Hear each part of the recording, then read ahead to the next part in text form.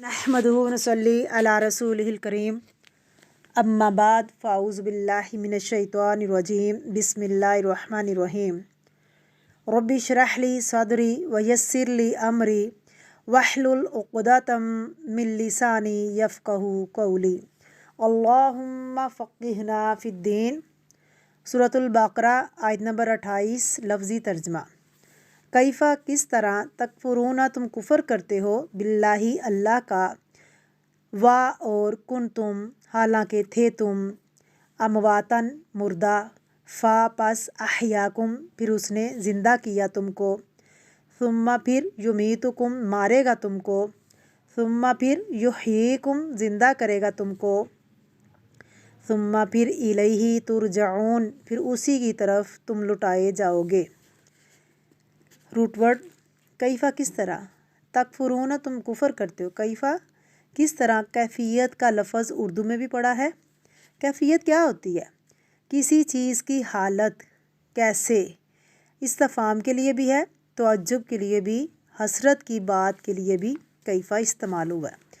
तकफ़ुरूना तुम कुफ़र करते हो, अल्लाह का इनकार करते हो, बिल्लाही साथ अल्लाह के, बा हम पीछे भी पढ़ चुके हैं, और अल्लाह अल्लाह के साथ, बिल्लाही साथ अल्लाह के, वकुन तुम और थे तुम तो तुम के लिए भी है, और कुन जो है वो तुम के लिए, थे तुम काफ वाओ नून, वकुन तुम और थे तुम, अमवातन मुर्दा, अमवात रूट क्या है मीम वाओ ते मौत, रूह का ना होना, मौत का मायना है लाइफलेस होना, ज़िंदगी का ना होना, रूह का ना होना। अगर किसी चीज़ में लाइफ नहीं है तो वो मैयत है, जैसे पत्थर हैं, इसी तरह जमादाद, अमवात मौत की जमा है। कुन तुम अमवात, अमवातन यानी थे तुम मुर्दा लाइफलेस, फ़ा पस अहयाकुम उसने ज़िंदा किया तुमको, हा या हया यहया, हया हया भी बनता है और हया यहया हयातुन भी है। हयात किसको कहते हैं? ज़िंदगी को, और हया भी है जो हम पीछे पढ़ के आए हैं। अल्लाह नहीं हया करता कोई भी मिसाल बयान करने से। सुम्मा फिर युमीतुकुम मारेगा तुमको, युमीत मौत देना, मौत क्या है रूह के निकल जाने का नाम।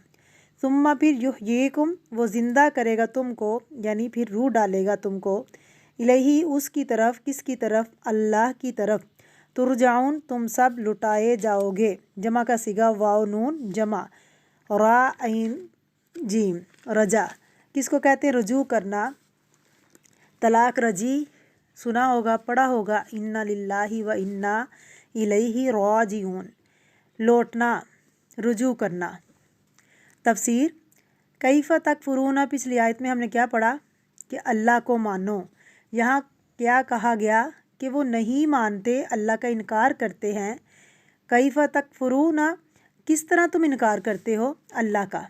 पहले एक तरफ से दलील दी कि अपने रब की इबादत करो जिसने तुमको पैदा किया, इसी तरह से दलील दी जा रही है कि इनकार ना करो, अपने आप को देखो कि तुम क्या थे। कुन तुम अमवातन तुम लाइफलेस थे, इस दुनिया में आने से पहले ज़िंदगी हमारी क्या थी? हम लाइफलेस थे, रूह नहीं थी।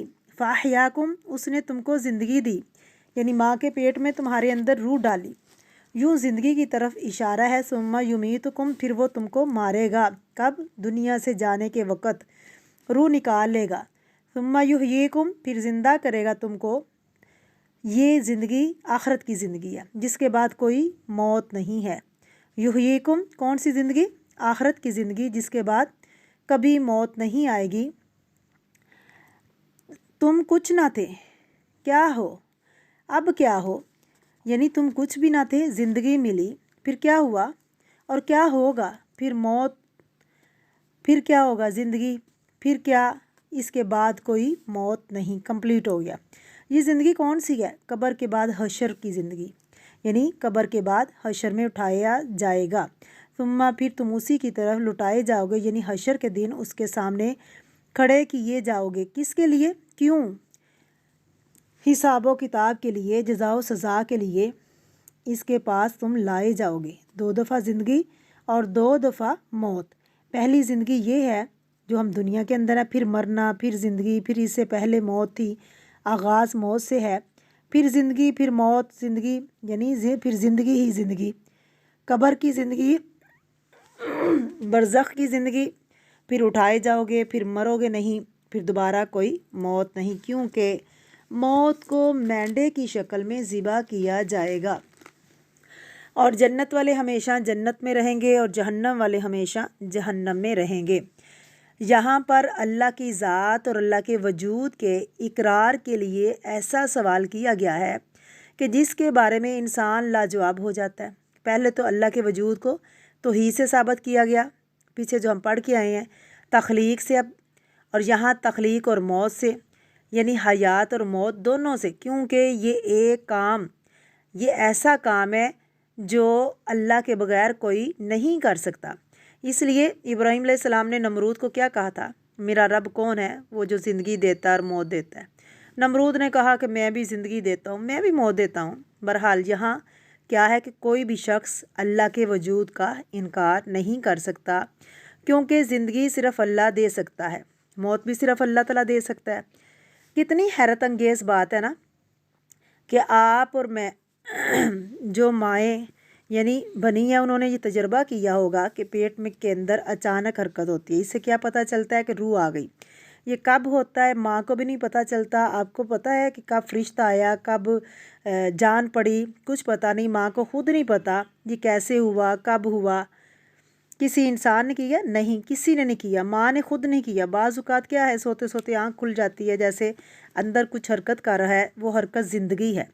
زندگی علامت ہے، لائف ہے، یہ صرف اللہ تعالیٰ کرتا ہے۔ اور اگر آپ دیکھیے بعض اوقات روح نہیں پڑتی تو وہ بچہ باہر آ جاتا ہے، اس لیے جب روح نہیں پڑتی تو وہ بچہ لوتھرا وغیرہ تو ابھی بنا ہوتا ہے، روح ابھی نہیں ہوتی تو پھر وہ باہر آ جاتا ہے، تو اس پر نہ جنازہ ہوتا ہے، نہ غسل ہوتا ہے، نہ کفن ہوتا ہے، نہ دفن ہوتا ہے، اس کو آپ جہاں مرضی ڈال دیں۔ ہاں اگر ایک دفعہ روح آ گئی پھر مرا اندر یا باہر تو پھر اس معاملے میں فرق ہے۔ لیکن یہاں حکم کیا ہے؟ جس چیز پر یہاں توجہ دینے کی ضرورت ہے کہ اللہ وہ ہے کہ زندگی بخشتا ہے اور موت دیتا ہے، موت کے بعد پھر وہ زندگی دے سکتا ہے، قیامت کے دن پھر وہ اٹھائے گا۔ کافرین مکہ کہتے تھے قال من یحیی العظام وہی رمیم، یہ جب پرانی ہو جائیں گی تو کون زندہ کرے گا؟ قل یحییھا الذی انشأھا اول مرہ وہو بکل خلق علیم، کہہ دیجئے اس کو وہی زندہ کرے گا جس نے اس کو پہلی مرتبہ پیدا کیا۔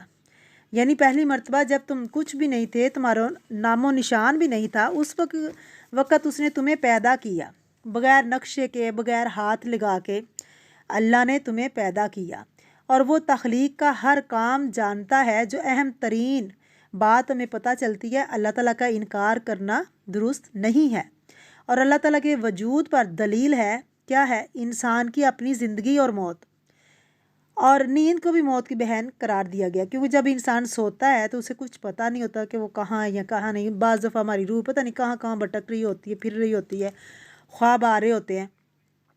تو آیت کے آخری حصے سے ہمیں پتہ چلتا ہے کہ انسان جہاں سے آیا ہے وہاں ہی واپس جانا ہے، اللہ کی طرف سے آیا اور اسی کے پاس واپس جائے گا، اسی کی طرف ہمیں جانا ہے۔ لہٰذا اس زندگی میں بھی ہمیں اللہ تعالیٰ کی مرضی کے مطابق کام کرنے چاہیے۔ سونے کی دعائیں سکھائی، یعنی سونے کے آداب سکھائے۔ نبی کریم صلی اللہ علیہ وسلم نے فرمایا جو انسان رات کو سونے وقت دعا پڑھتا ہے اللہم بسمک اموت و احیا، اللہ کے نام سے ہی میں اللہ مرتا ہوں اور تیرے نام سے ہی میں زندہ ہوتا ہوں، یعنی صبح اٹھایا جاؤں گا، پھر صبح اٹھتا ہے، صبح کی دعا پڑھتا ہے، تو اللہ کے نبی نے فرمایا جو رات کو سوتے وقت یہ دعا پڑھتا ہے اپنا دایاں ہاتھ اپنے رخسار کے نیچے رکھ کے سوتا ہے، یعنی سنت کے مطابق سوتا ہے۔ ہر کام اسے چاہیے کہ وہ سنت کے مطابق کرے۔ کیا ہم اپنی مرضی سے آئے ہیں؟ ہم اپنی مرضی سے جائیں گے؟ نہیں، نہ ہم اپنی مرضی سے آئے ہیں، نہ ہم اپنی مرضی سے جائیں گے۔ لانے والی کون سی ذات ہے؟ اللہ کی ذات۔